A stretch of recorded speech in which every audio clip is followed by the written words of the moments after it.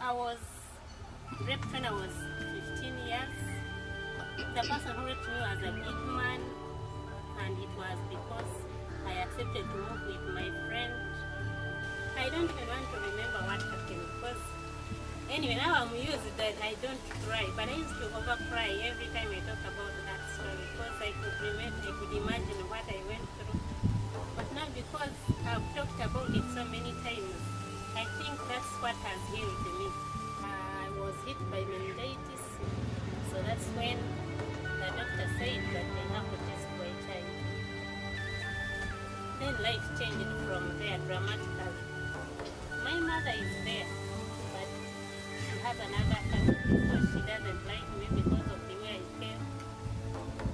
So I think I don't blame her for not loving me because I understand her problem. And I think maybe it happened to me so that I can understand her. Because I never understood. My dad was telling me I can never spend my money on a box. So you sit here and wait for your day. There is no school fees. What? So stigma at home was too much. Remember, there is no one who shows me that they care, they love me as a child in a home. But I managed to peruse through. So I escaped from home after seeing that life was tormenting me. Life has not been easy, but it's because of the strength within me that has brought me up to where I am now. My whole family is well off, and I'm the last born of a family of 10. So all of them are driving, they have good homes in Kampala, but no one has ever bothered to look for me. So I said, why should I bother myself looking for them if they don't want to look for me? If they don't want to know that I'm alive, why should I bother myself looking for them? Let me struggle on my own. When I get what I want, that's when I'll go back home, because it's my home. East to West home is this. You will never find another home.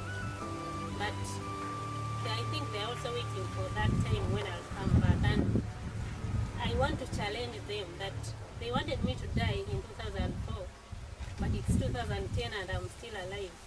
And even 2020 and 2040, I'll still be alive. One thing that helps me to live with HIV is knowing that it's already in my body.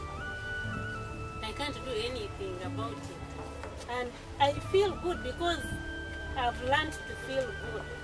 I've learned that the moment you feel good about yourself, others will also feel good about you. And the moment you love yourself, others will also love you. But if you don't love yourself, don't expect any other person to love you, because there is nothing, they don't see any future in you. But now I have so many friends, and one thing which I like about what interacting with young people, they give you more courage. It is not only HIV that has problems. I'm even better off than other people. As long as you try to control AIDS, HIV has no problem. If you don't have it, try as much as possible to do what? To prevent it. Because it's not easy to live with it. But for us, we who already have it, we make it easy to live with it. Because we don't want other things to do what? To come up and add more problems on what we already have. I have a friend whose office happens to be in the same building with Uganda Young Positives. So when I was in her office, I ended up finding myself with the national coordinator for Uganda Young Positives. And that's how I did what? That's how I joined, because he was also interested in me because I was a young positive, so he thought I would be part of them. And he requested to work with them and volunteer with them in one way or the other. Sometimes we go to many schools, many health centers, and we help very many young people who are living with HIV. I want to get married and get 3 children. 2 boys with 1 girl. In most cases, Amor is moving up and down, trying to help young people who are positive. And when I'm not working in that area, I'm at home maybe watching some movies, and sometimes I rarely move out, I rarely hang out. Yeah, I have music, I like listening to music, but I don't like dancing myself. So I love music, I love watching movies, I love full fun. We laugh, we chat, because I always learn so many things from my friends. My future is very bright.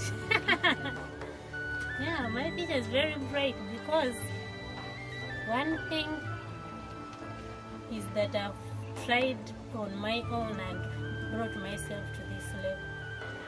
My message to anyone who is positive is to love yourself first before anyone else loves you.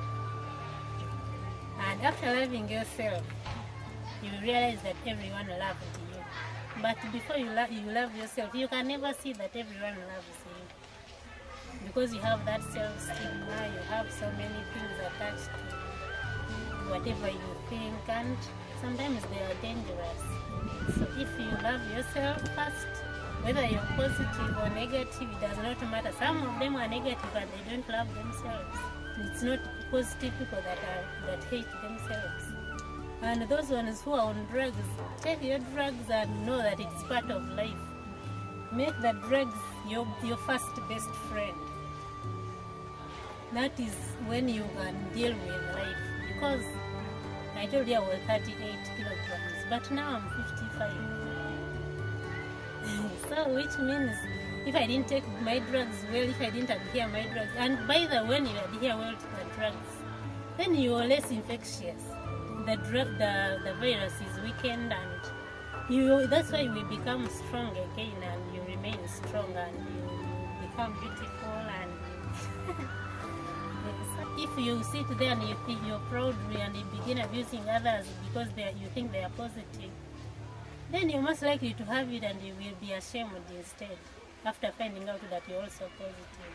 I mean, I encourage every child or every young person to go for voluntary testing and counseling because it helps them to remain focused.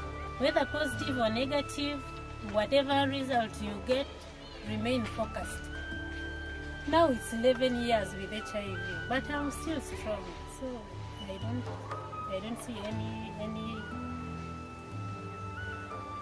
I don't think I'm going to die soon. And by the time I die, everyone will have noticed me. Because I want to be known as someone who has lived with HIV for many years after all these troubles. Suya for Jackie, suya for Jolly, suya for Jovia, suya.